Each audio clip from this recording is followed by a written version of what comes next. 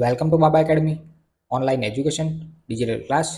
હું ગૌરવ મકવાણા બાબા એકેડમીના online digital platform પર આપ સર્વે વિદ્યાર્થી મિત્રોનું હાર્દિક સ્વાગત કરું છું. તો આપણે ભણી રહ્યા છીએ ધોરણ 10, વિષય છે સામાજિક વિજ્ઞાન, જેમાં પ્રકરણ નંબર 1 વિશે અભ્યાસ કરી રહ્યા છે ભારતનો વારસો. જેમાં ભાગ 1 અને ભાગ 2 આપણે ભણી ગયા. ભાગ 3 જોવાનો છે. બરાબર. સંસ્કૃતિનો અર્થ શું થાય, સંસ્કૃતિનો વારસો, એમાં બે પ્રકાર હતા, ભારતનો પ્રાકૃતિક અને સાંસ્કૃતિક વારસો. પ્રાકૃતિક વારસાની અંદર ટોટલ 4 થી 4 પ્રકાર હતા. બરાબર, જે ભણી ગયા. અને હવે જોવાનો છે ભારતનો કેવો વારસો, સાંસ્કૃતિક વારસો. બરાબર, પ્રાકૃતિક વારસો ભણી ગયા, 2 નંબર છે સાંસ્કૃતિક વારસો. બરાબર, જોઈએ. ભારતે જગતને વિવિધતાપૂર્ણ અને સમૃદ્ધ વારસાની ભેટ આપી છે. બરાબર, ભારતની અંદર ખોદકામ જ્યાં ત્યાં કરો કંઈકનું એક મળે છે. બરાબર, હજારો વર્ષ જૂની પ્રતિમાઓ, બરાબર, કંઈકનું એવું મળે છે. બરાબર, સાંસ્કૃતિક વારસો એટલે કે માનવ સર્જિત વારસો. બરાબર, સાંસ્કૃતિક વારસો એટલે શું? તો કે માનવ સર્જિત વારસો. માનવીએ પોતાના કુનેહ, બુદ્ધિ ચાતુર્ય, આવડત અને કલા કૌશલ્ય દ્વારા જે કાંઈ પ્રાપ્ત કર્યું છે તેનું સર્જન, તેને સાંસ્કૃતિક વારસો કહેવાય. બરાબર, જે માણસ છે, બરાબર, એમને પોતાના કુનેહ, બૌદ્ધિક ચાતુર્ય, આવડત અને કલા કૌશલ્ય દ્વારા જે કંઈ પ્રાપ્ત કરે એને શું કહેવાય? સાંસ્કૃતિક વારસો કહેવાય. આર્યોથી શરૂ કરીને શક, ક્ષત્રપો, કુષાણો, હુણ, ઈરાનીઓ, તુર્ક, આરબો, મુઘલ, પારસી, અંગ્રેજો અને ફ્રેન્ચ, આ બધી જાતિઓ ભારતમાં આવી હતી. બરાબર, વિવિધ પ્રજાતિઓ ભારતમાં આવી હતી. આ બધા વચ્ચે થયેલા આદાન પ્રદાનથી ભારતીય સંસ્કૃતિ સમૃદ્ધ બની છે. બરાબર, આની અંદર ભારતની અંદર આ જેટલી કઈ જાતિઓ લખી છે, શક, ક્ષત્ર, કુષાણ, હુણ, બરાબર, આ બધી જાતિઓ ભારતમાં આવી હતી. બરાબર, અને તેનાથી બધા વચ્ચે આદાન પ્રદાનની જે ક્રિયા થઈ એનાથી ભારતની સંસ્કૃતિ કેવી બની હતી? સમૃદ્ધ બની હતી.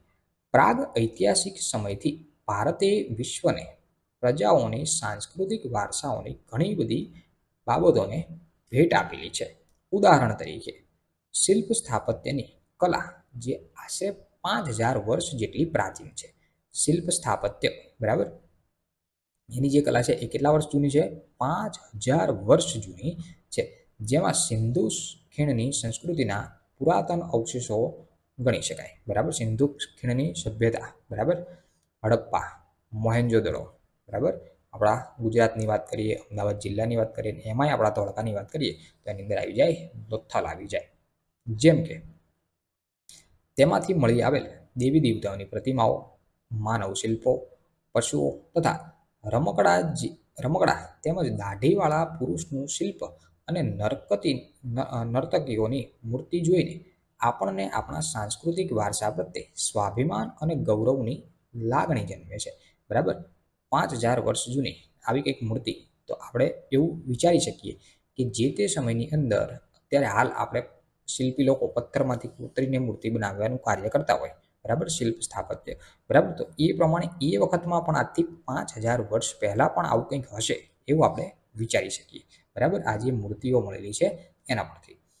આ જ ક્રમમાં મૌર્ય યુગની ઊંધા કમળની આકૃતિ ઉપર સિંહ અને વૃષભનું શિલ્પ, બુદ્ધની પ્રજ્ઞા પારમિતાનું શિલ્પ, સારનાથના ધર્મચક્ર પ્રવર્તનવાળી મહાત્મા ગૌતમ બુદ્ધની પ્રતિમા અને તે પછી કાલખંડની જૈન તીર્થંકરોની પ્રતિમા, રાષ્ટ્રકૂટો રાજાઓના સમયની ઇલોરાની ગુફાને નિહાળતા આપણે આપણા સાંસ્કૃતિક વારસા પ્રત્યે આદર અને ગૌરવ અનુભવાય છે, ગર્વ અનુભવાય છે. બરાબર, એટલે કે ભારતમાંથી આ જેટલી લખી, બરાબર, ધર્મચક્ર સારનાથનું, બરાબર, બુદ્ધની પ્રતિમાઓ, જૈન તીર્થંકરોની પ્રતિમાઓ, રાષ્ટ્રકૂટ રાજાના જે સમયની જે છે ઇલોરાની ગુફાઓ, અજંતા ઇલોરાની ગુફાઓ, બરાબર, આ બધી, બરાબર, જે તે સમયે વર્ષો પુરાની, બરાબર, 5000 વર્ષ જૂની વસ્તુઓ આપણને ભારતને એક વારસા સ્વરૂપે ભેટ મળેલી છે.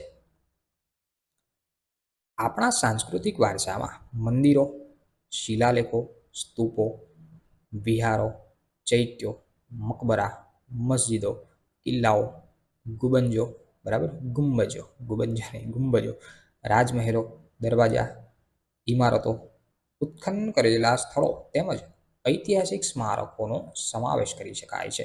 બરાબર. આપણા સાંસ્કૃતિક વારસામાં શેનો સમાવેશ થાય કે મંદિર, સ્તૂપ, વિહારો, ચૈત્યો, મકબરા, મસ્જિદો, બરાબર. આ જેટલી કંઈ વસ્તુ છે એ બધી સાંસ્કૃતિક વારસાની અંદર સમાવેશ થાય છે.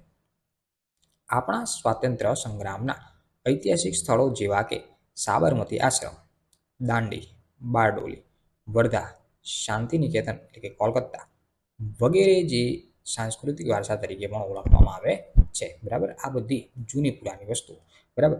ભાષામાં લિપિ, અંકો, શૂન્યોની શોધ, ગણિત, પંચાંગ, ખગોળ, લોખંડ, સાહિત્ય, ધર્મ, યુદ્ધરથ, યુદ્ધશાસ્ત્ર, રથ, રાજ્યશાસ્ત્ર, પ્રાણીશાસ્ત્ર, વનસ્પતિશાસ્ત્ર, વાસ્તુશાસ્ત્ર, ધર્મો, ગણતંત્ર, ન્યાયતંત્ર, વિધિ વિધાન, પર્યાવરણ, સુરક્ષા આદિ ઘણી મહત્વની શોધોમાં ભારતમાં થયેલી છે. બરાબર. આ બધી જેટલી કંઈ શોધો લખી છે, લિપિ, અંકો, શૂન્યોની શોધ, ગણિત, આ બધી ક્યાં થઈ તો કે ભારતની અંદર થઈ છે. એટલે કે આપણો ભારત દેશ, બરાબર, સાંસ્કૃતિક વારસાની અંદર ઘણું બધું આગળ કહેવાય. બરાબર. બીજા દેશો કરતાં.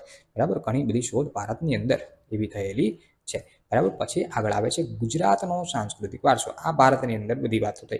હવે સ્પેશિયલી આપણે તો ગુજરાતી છે, તો ગુજરાતીની અંદર શું શું છે એ આગળ ભણવાનું છે, જે આપણે નેક્સ્ટ લેક્ચરની અંદર વધારે શાંતિથી જોઈશું. બરાબર. તો અહીંયા સુધી રાખીએ છીએ. સો થેન્ક્સ ફોર અટેન્ડિંગ.